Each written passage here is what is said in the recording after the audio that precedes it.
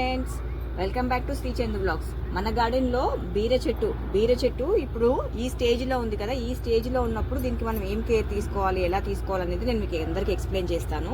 చెట్టు ఈ స్టేజ్కి వచ్చిన తర్వాత అంటే ఆల్మోస్ట్ ఒక 2 feet హైట్ పెరిగిన తర్వాత ఈ ఫ్లవరింగ్ స్టార్ట్ అవుతుంది. ఫ్లవరింగ్తో పాటు ఇక్కడ చూడండి చిన్న చిన్న పిందెలు స్టార్ట్ అవుతాయి. అంటే కాయలు ఈ స్టేజ్లోనే స్టార్ట్ అవుతాయి. కనిపిస్తున్నాయా మీకు వీడియోలో? చూడండి ఇక్కడ కూడా ఈ స్టేజ్లో మనం కాయల్ని ఎంకరేజ్ చేయొద్దు. అంటే ఈ స్టేజ్లోనే మనకి కాయలు వస్తే చెట్టు అనేది పైకి వెళ్ళదు. ఇక్కడే ఒక 2-3 కాయలు వచ్చేసి ఇక్కడికే స్టాప్ అయిపోతుంది. అందుకని ఈ స్టేజ్లోనే ఈ ఫ్లవరింగ్ అనేది మొత్తం మనం కటింగ్ చేసుకోవాలి.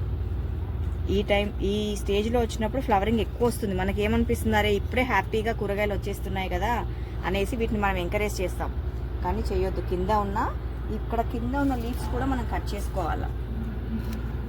కింద ఫస్ట్ స్టార్టింగ్ 2-3 లీవ్స్ వస్తాయి కదా స్టార్టింగ్వి, ఇవన్నీ కట్ చేస్తే కింద దానికి గాలి అనేది మంచిగా తగిలి చెట్టు గ్రో అవుతుంది. ఇంకొకటి కింద లీవ్స్ అనేవి దానికి బలాన్ని ఎక్కువ తీసుకుంటాయి. అందుకని చెప్పేసి తీగజాతి వాటికి ఏవైనా కింద రూట్స్ దగ్గర ఉన్న లీవ్స్ అన్నీ కట్ చేయాలి.